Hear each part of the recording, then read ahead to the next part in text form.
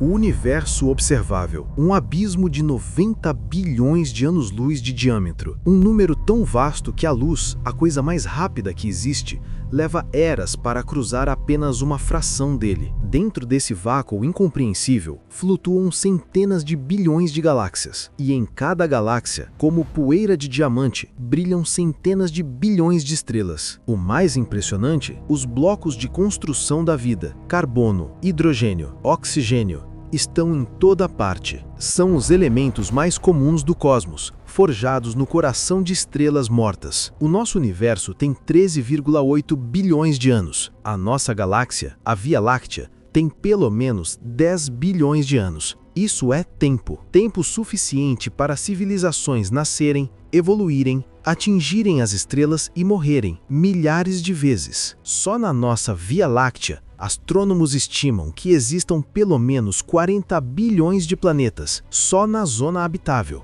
Não planetas perfeitos, mas planetas rochosos na distância certa de sua estrela, onde água líquida poderia se formar. Isso não é um número, é uma promessa. A matemática, a pura probabilidade, diz que o céu deveria estar gritando com civilizações. E se fizéssemos o primeiro contato com uma civilização alienígena? Mas tudo o que ouvimos da vastidão esmagadora do cosmos é silêncio.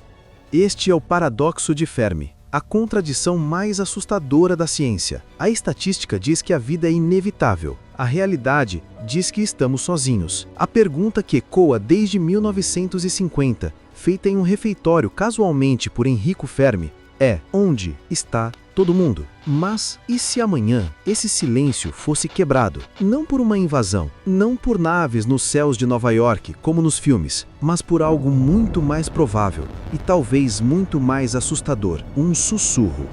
O que aconteceria, passo a passo, desde o primeiro sinal até a resposta? E o que essa resposta, vinda das profundezas do espaço, faria conosco? Esqueça os filmes. O primeiro contato não será um disco voador pousando no gramado da Casa Branca. Começará aqui. Não será um humano, será um algoritmo. Uma linha de código em um servidor resfriado que pisca. Anomalia detectada. A primeira reação não seria "eles existem", seria "o que quebrou?". Os cientistas passariam semanas, talvez meses, tentando provar que não é um sinal. É um pulsar distante, é a interferência de um satélite militar nosso, é o micro-ondas da Copa. Isso, aliás, já aconteceu de verdade e confundiu astrônomos por anos. Mas o sinal se repete. Ele tem uma estrutura. Ele não é aleatório. Ele é inteligente. Imagine a cena. O suor frio. O primeiro telefonema trêmulo para outro observatório do outro lado do mundo. Vocês estão vendo o que estamos vendo? E a confirmação chega. Sim, neste momento, o protocolo pós-detecção do SETI, Search for Extraterrestrial Intelligence, é ativado. E a primeira regra desse protocolo é nada de segredos. O protocolo, atualizado em 2010, exige que os descobridores busquem verificação independente e depois anunciem a descoberta ao público. Não haveria acobertamento. Em 24 horas, seria a única notícia do planeta. O mundo como o conhecíamos teria acabado. Mas o que o sinal diz? Decifrar a mensagem seria o maior desafio da nossa história. A mensagem não estaria em português, não seria nem em áudio, seria matemática pura, a assinatura da inteligência. Decifrar não seria como traduzir inglês para japonês, seria como um arqueólogo cego tentando ler hieróglifos sem uma pedra de Roseta. Mas os hieróglifos foram escritos por uma mente que não evoluiu em um mundo com árvores, som ou gravidade como a nossa. Seria como tentar explicar o cheiro da chuva para um ser que nunca teve nariz. Eles não enviariam paz, eles enviariam números primos, a constante de π, um mapa do átomo de hidrogênio. Eles enviariam uma pedra de Roseta cósmica, um manual de instruções intencionalmente simples para nos ensinar a linguagem deles. E no meio da decodificação, a pergunta mais aterrorizante surgiria: e se a mensagem for um cavalo de Troia? E se for um malware cósmico? Um vírus de computador alienígena, desenhado para desligar nossa rede de defesa no momento em que fosse compilado? Ou pior, e se for apenas uma ideia, uma filosofia alienígena tão avançada ou tão perturbadora que, ao ser compreendida, destruísse nossas religiões e sociedades por dentro, a primeira decisão não seria o que significa, mas sim, é seguro abrir? Enquanto o mundo decifra, o debate começa. A pergunta que dividiria a humanidade. Nós respondemos. Alguns, como o falecido Stephen Hawking, alertaram. Essa é a hipótese da floresta sombria. Se todas as outras civilizações, muito mais antigas e sábias, estão em silêncio, talvez elas saibam de algo que nós não sabemos. Talvez o universo seja uma floresta escura, cheia de caçadores, e a única regra de sobrevivência é ficar absolutamente quieto. Qualquer um que faça barulho é eliminado por caçadores mais avançados, por puro medo de que seja uma ameaça. Responder é acender uma fogueira no meio dessa floresta. Você pode atrair ajuda, ou você pode atrair predadores. O protocolo do 7 é vago sobre a resposta. Ele sugere que a decisão seja global, talvez via Nações Unidas. Imagine a cena. Diplomatas, cientistas e líderes religiosos no Conselho de Segurança da ONU, decidindo o destino da espécie em votação. Mas aqui está o problema. Nós já gritamos. Em 1974, do radiotelescópio de Arecibo, enviamos esta mensagem. Um cartão postal cósmico. Tinha 1679 bits com o nosso sistema numérico, os componentes do DNA, a nossa localização no sistema solar e uma figura humana. Fomos ingênuos. Na época, foi o sinal mais forte já irradiado da Terra. A mensagem foi enviada para M13, um aglomerado de estrelas a 25 mil anos-luz de distância. Se alguém responder hoje, a resposta chegará em 50 mil anos. A civilização humana, como a conhecemos, nem existia há 50 mil anos atrás. O primeiro contato não é um problema de tecnologia, é um problema de tempo. Vamos ser otimistas. O sinal veio da casa ao lado, próxima a Centauri, a estrela mais próxima, a 4,2 anos-luz de distância. Nossa sonda mais rápida, a Voyager 1, que viaja a mais de 60 mil quilômetros por hora, levaria 80 mil anos para chegar lá. 80 mil anos. Um sinal de rádio viajando na velocidade da luz levaria 4,2 anos só para ir. E mais 4,2 anos para recebermos o OK recebido. Um simples Oi levaria quase uma década para ter resposta. Isso não seria uma conversa. Seria uma troca de cartas entre gerações. Você enviaria Olá, e talvez o seu bisneto recebesse o Olá de volta. Estaríamos conversando com o passado. A civilização que enviou o Olá de volta poderia já estar extinta quando a sua resposta chegasse. Mas e se a mensagem for apenas um prelúdio? E se a resposta não for um sinal, mas uma chegada? A chance de uma civilização que cruza o espaço ser um pouco mais avançada de nós é zero.